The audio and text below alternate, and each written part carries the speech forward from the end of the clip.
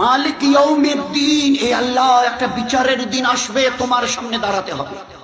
রোজ স্মরণ করো, একটা দিন আসছে আজ বাদে কাল, আমার সামনে দাঁড়াতে হবে বিচারের জন্য, হিসাবের জন্য। দুনিয়ার এই দিন শেষ হবে, আখিরাতের জীবন শুরু হবে। এই জন্য রোজ আমাদেরকে সূরা ফাতিহা স্মরণ করিয়ে দেওয়া হচ্ছে। ডেট অফ রিসারেকশন, একটা দিন আসছে। পাই পাই ফামাইয়ামাল মিসকালা জাররাতিন খায়রান ইয়ারা ওয়া মিসকালা জাররাতিন শাররান ইয়ারা।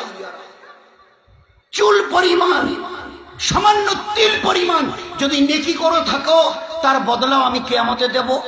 তিল পরিমাণ, তিলার্ধ, একটা তিলকে 100 টুকরো করে একটা তিল তিল, তো অতটুকু যদি গুনাহ করে থাকো তার শাস্তিও তোমাকে দেয়া হবে। আল্লাহ, অনেক সময় আমাদের ইয়াং ছেলেপেলেরা ওই ক্রিকেট খেলা দেখে, এই বলটা করলো কিন্তু আউট ঠিক মতো টাচ করলো কি করলো না, ব্যাটে লাগলো কি লাগলো না, তখন কি করা হয়, স্লো মোশন দিয়ে দেখিয়ে দেয়।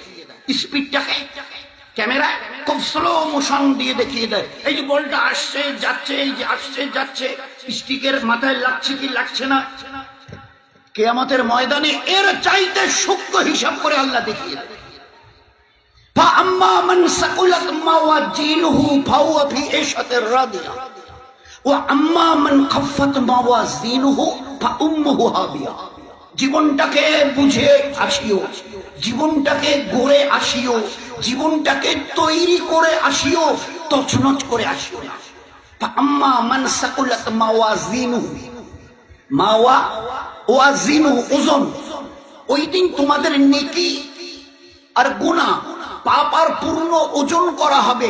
সোনা যেভাবে ওই কাচের বাক্সের মধ্যে ওজন করা হয় যাতে সামান্য পরিমাণে হাওয়া ওর মধ্যে ঢুকতে না পারে, আর ওই মাপার ওই যন্ত্রটা পাল্লাটা যাতে একটু না দোলে, কাচের বাক্সের ভিতরে এবারে এমন ভাবে মাপা হয়। দেখছেন তো, সামান্য দেখেছেন, সামান্য হলো এই যে আধা গ্রাম, এই পয়েন্ট মিলিগ্রাম, এই যে পয়েন্ট দেখেছেন কতটুকু, সামান্য একটু ঝুঁকে আসে, একটু যদি উপরে এদিকে থাকে তাহলে একটু কম হচ্ছে। আল্লাহ কত বড় সূক্ষ্ম মাপনেওয়ালা।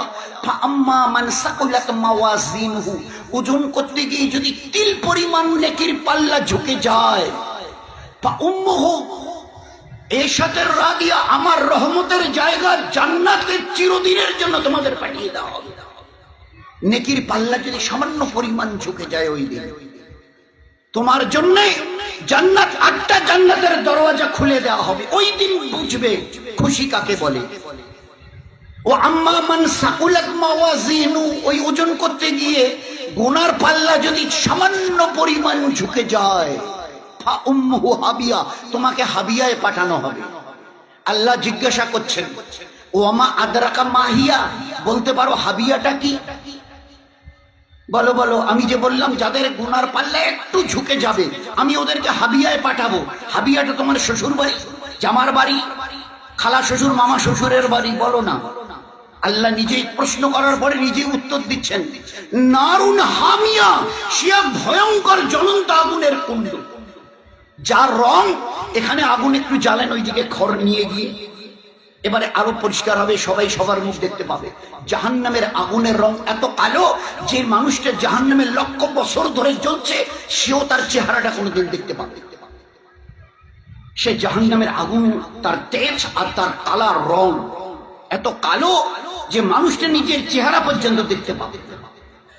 তো সেই জন্য দোস্ত, একটা দিন আমাদের সামনে আসছে, জীবনটাকে তৈরি করি দিনের দ্বারা। দিন দুটো জিনিসের নাম, একবারে এর চাইতে বোধহয় সহজ জিনিস দুনিয়াতে আল্লাহ আর কিছু করেইনি। দিন দুটো জিনিসের নাম, আল্লাহকে মানো আর নবীকে মানো, হয়ে গেল। আল্লাহকে মানো, যিনি তোমার বানানেওয়ালা, যার কাছ থেকে এসছো, যার কাছে ফিরে যেতে হবে, আর সঠিক রাস্তা দেখানেওয়ালা মুহাম্মদুর রাসূলুল্লাহ সাল্লাল্লাহু আলাইহি ওয়াসাল্লাম। একথা মনে করিও না যে এ নবী তো ধর্মের নবী, এনার কাছে গিয়ে কি শিখবো। তো বলে দুনিয়ার আজকের মডার্ন সায়েন্স আর টেকনোলজি যেখানে দাঁড়িয়ে আছে না, আমাদের নবী জনাবে রাসূলুল্লাহ সাল্লাল্লাহু আলাইহি ওয়াসাল্লামকে যে জায়গায় জ্ঞান আর বিজ্ঞানের ওস্তাদ করে পাঠিয়েছিলেন, তার কাছে এই লেটেস্ট মডার্ন সায়েন্স ওয়ালাদের তার কাছে পৌঁছতে আরো লক্ষ বছর লাগবে। আমি এটা বুক থেকে বলতে পারি। আরে আমার নবীর একটা আদনার থেকে আদনা সুন্নতকে বুঝতে তোমাদের 1400 বছর গেল, আমার পুরো নবীর জীবন বুঝতে কত লক্ষ বছর যাবে? আমার নবী ওই 1400 বছর উম্মি নবী, নিজের নামটা লিখতে পারতেন না, সরেও সরা ABCD জ্ঞান পর্যন্ত তার, এই জন্য ওনাকে উম্মি নবী, আক্ষরিক জ্ঞান। তাই বলে কথা ভাবিও না যে আমি কিছু দেইনি, ভিতরটা একদম খোকলা। মডার্ন এই টেকনোলজির যুগে খবরদার, আজ পর্যন্ত যা করেছো সায়েন্সের নামে, আমার এই নবী যা দেখিয়ে দিয়েছেন করে গেছেন, তার লক্ষ ভাগের 1 ভাগ কিচ্ছু করতে পারবে। As for example, 1500 বছর দাঁড়িয়ে বলছে তোমরা এটাকে শোকটান বলছে, আমি নবী এটাকে বিপদের কারণ বলছি। নবীর আইকিউ, নবীর সায়েন্স, নবীর আইকিউ, দূরদর্শিতা। দিন কয়েক আগে বলতে এটা শোকটান, এর নামই দেয়া হয়েছিল শোকটান, আজ থেকে 30, 40, 50 বছর আগে। এখন আর ও কথা বলেও না, আর ওরকম লেখা লেখেও না। যত দামি সিগারেটও উপরে লেখা আছে, cigarette smoking is injurious to health, but why it will be there? ও মডার্ন সায়েন্স ওয়ালারা, কি করলে আজ পর্যন্ত তোমরা? একটা মোবাইল হাতে নিয়ে কি বলছে, লে লো দুনিয়া মুঠি মে, আর হাতের সিগারেট, এত দামি সিগারেট, আর তার গায়ে লেখা আছে প্যাকেটটার দাম 150 টাকা, 10টা সিগারেটের দাম, একটা স্টিকের দাম, সিগারেটের দাম 15 টাকা করে, আর উপরে লেখা আছে ধূমপান স্বাস্থ্যের জন্য ক্ষতিকারক। এখানে যে ক্ষতিকারক ব্যাকটেরিয়াটুকু আছে, জীবাণুটুকু, ভাইরাসটুকু, কেন এটাকে বের করে, এটাকে বের করা গেল না? যাচ্ছে না? গোটা দুনিয়া যেখানে নিজের হাতের মুঠোয়, সত্যি তাই করে দেখিয়েছে সায়েন্সওয়ালা, অস্বীকার নেই আমাদের। কিন্তু আমার দামি সিগারেটের প্যাকেটে এখনো লেখা থাকবে কেন? Why it will be there? আমার নবীর নজর, আমার নবীর পারদর্শিতার বিদ্যা, এটাকে অ্যাভয়েড করার ক্ষমতা তোমাদের নেই, চাই যত চেষ্টা তোমরা করো। সিগারেটটা টান দিলে কতটা ব্যাকটেরিয়া তৈরি হয় আল্লাহ পাক নবীকে দেখিয়ে দিয়েছেন। এই নবী আমার শুধু নামাজ, রোজা, হজ, যাকাতের কথা বলবার জন্য যায়নি, জ্ঞান ও বিজ্ঞানের যা কথা বলেছে বুঝতে তোমাদের লক্ষ বছরে, তো 1300 বছর গেল, লক্ষ বছরও লাগবে, লক্ষ বছরও লাগবে। সিগারেটটা টান দিলে যে ব্যাকটেরিয়াটুকু তৈরি হয়, ভাইরাসটুকু যে তৈরি হয়, চিন্তা করতে পারবো না যে কত ক্ষতিকারক জিনিস। কি করে বুঝলো মুহাম্মদ সাল্লাল্লাহু আলাইহি ওয়াসাল্লাম? তিনি তো কোনোদিন কেমিস্ট্রি নিয়ে পড়াশোনা করেননি। 9, 10 এর ছেলেরা, 7, 8 এর ছেলেরা কেমিস্ট্রি পড়ে, ফিজিক্স, কেমিস্ট্রি, তো তার তো 1, 2 বিদ্যা নেই। তিনি কি করে জানলেন যে সিগারেট ধূমপান করলে এর একটা ব্যাকটেরিয়া তৈরি হয়, ভাইরাস তৈরি হয়? কি করে তিনি এই কথা বললেন? একজন উম্মি নবী। কোন গরম খাবারে নাক আর মুখের হাওয়া দিও না। কি করে, কেন বললেন? বলে পিছনের একটা বড় কারণ আছে, দেয়ার ইজ এ রিজন, একটা বড় কারণ। কি কারণটা? কিছুদিন আগে মজা ঘুরালো দুনিয়া, গোটা দুনিয়া মজা ঘুরালো যে এইভাবে বলে বলে বলে বলে লোককে আপনারা ব্যাকডেটেড করাচ্ছে এইভাবে। এই ভাই গরম চায় খুব দেবেন না, এই গরম খাবারে একটু তাড়াতাড়ি যেতে হবে, অফিসে, স্কুলে, কোর্ট কাছারিতে, ট্রেনে, বাস ধরতে হবে, একটু তাড়াতাড়ি একটু ফু দিয়ে নি। বলছে না না, নবী মানা করেছে। ভাই বলছে যে এগুলো মানে কি বলি আপনাদের, এইসব করে আপনারা একটা সমাজকে পিছিয়ে রাখছে। এই ছিল কয়েকদিন পিছনের বল। এখন কি বলছে যে সত্যি আদৌ আমাদের এই সম্পর্কে কোনো ABC নলেজ পর্যন্ত ছিল না। আজ গোটা সায়েন্স কি বলছে, এই 6, 7 এর ছেলেরা এখন পড়ে যে আমরা যখন হাওয়াটা নিই ওটা কি যায় ভাই ভিতরে? কি যায় বলুন? যারা পড়াশোনা করেছেন, পড়াচ্ছেন, কি যায়? O2, oxygen. আচ্ছা, ওই নিঃশ্বাসটা আমি নিলাম, আবার নিয়ে ছেড়ে দিলাম, ওই হাওয়াটা গেল ভিতরে, ঢুকে বেরিয়ে এলো, যখন বেরিয়ে আসে কি বের হয়ে আসে? আরে ভাই কি বের হয়ে আসে? CO2, কার্বন ডাই অক্সাইড, বিষাক্ত বায়ু। এটা মুহাম্মদ সাল্লাল্লাহু আলাইহি ওয়াসাল্লামের জানার কথা ছিল। তিনি তো ধর্মের নবী, তিনি তো ধর্মের নবী। নামাজের কথা বলবে ঠিক আছে, রোজা, হজ, যাকাত, তাসবিহ, তেলাওয়াত, দান, খয়রাত, পর্দা, খুশিদা, বাচ্চাদের তালিম, তারবিয়াতের কথা বলবে।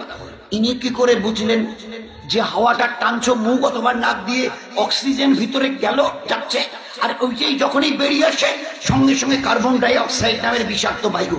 তার তো জানার কথা নয়। বলুন না। তো এরকম এর এক দুটো নয়, গোটা তার লাইফ, তার গোটা লাইফ যদি আমরা স্টাডি করে থাকি তাজ্জব হয়ে যাবে, তাজ্জব হয়ে যাবে যে আল্লাহ পাক এই নবীকে কত জ্ঞান ও বিজ্ঞানের আল্লাহ পাক তাকে এলেম আর পারদর্শিতা দিয়েছেন। এই জন্য শুধু দুনিয়াতে উনি মুখ্য বানাবার জন্য, লোককে নিরেট মুখ্য বানাবার জন্য আল্লাহ তাকে নবী করে পাঠায়নি। তো এই নবীর কে যদি চিনতে চেষ্টা করি, তার আনিত দিনটাকে যদি বুঝতে চেষ্টা করি, তো দিন দুটো জিনিস, আল্লাহকে মানো, নবীকে মানো। আরো একটু যদি দুপায়ে এগিয়ে যাই, ভাই দিন কাকে বলে? বলে ওই দুটো জিনিসের নাম। কি বলো? বলে আল্লাহ যা করতে বলেছে করো, যেটা ছাড়তে বলেছে ছাড়ুন, দিন হয়ে গেল। আল্লাহ কি বলেছে? গরিব দুঃখীদের তুমি দেখে হাত বাড়িয়ে দিও, সাহায্যের হাত বাড়িয়ে দিও। কারণ আমি গীবত, শিকায়েত, পরনিন্দা, পরচর্চা করিও না, এটা করো ওটা করিও না। তো দিন কাকে বলে? আল্লাহ যা করতে বলেছেন করি, আর আল্লাহ যা ছাড়তে বলেছেন ছাড়ি। এতে কি হবে না, তোমার জীবনটা ধন্য হবে, তুমি আল্লাহর কাছে, স্রষ্টার কাছে মেহবুব পেয়ারা হয়ে থাকবে। আর গোটা দুনিয়ার কাছে তোমার এই আখলাককে দেখে গোটা দুনিয়ার কাছে চোখের তারকা হয়ে থাকবে, তারা হয়ে থাকবে। তোমার এই লাইফ স্টাইল যখন লোক দেখবে, এরা কারো নামে গীবত করে না, শিকায়েত করে না, বহতান করে না, কারো উপরে জুলুম করে না। কারণ আল্লাহ তো কোরআনে শুরু থেকে জাযাউল ইহসান ইল্লাল ইহসান, মানুষের প্রতি দয়া করো, আমি আল্লাহ তোমাদের দয়া দেখাবো, তোমরা দয়া পাবে। তোমরা কারো নামে গীবত শিকায়েতের মধ্যে যেও না, কারো জুলুম করিও না। ওয়াল্লাহু লা ইয়াহদিল কওমাজ যালিমিন। যদি অন্যের উপরে জুলুম করো, বাড়ির লোক হোক, তারির পাড়া প্রতিবেশী হোক, হিন্দু ভাই হোক, অথবা গাছপালা তৃণলতা হোক, কোনো হায়ওয়ান জানোয়ার হোক, কারো উপরে যদি জুলুম করো, তুমি ঈমানওয়ালা মুসলমান হয়ে, আমি আল্লাহ বলছি, আল্লাহ আমি তোমাকে হেদায়েত দেব না। হেদায়েত মানে সৎপথ, আমি তোমাকে সৎপথ দেখাবো না। ওয়াল্লাহু লা ইয়াহদিল কওমাজ যালিমিন। জুলুম করনে ওয়ালাকে আল্লাহ হেদায়েত, সৎপথ দেখান না।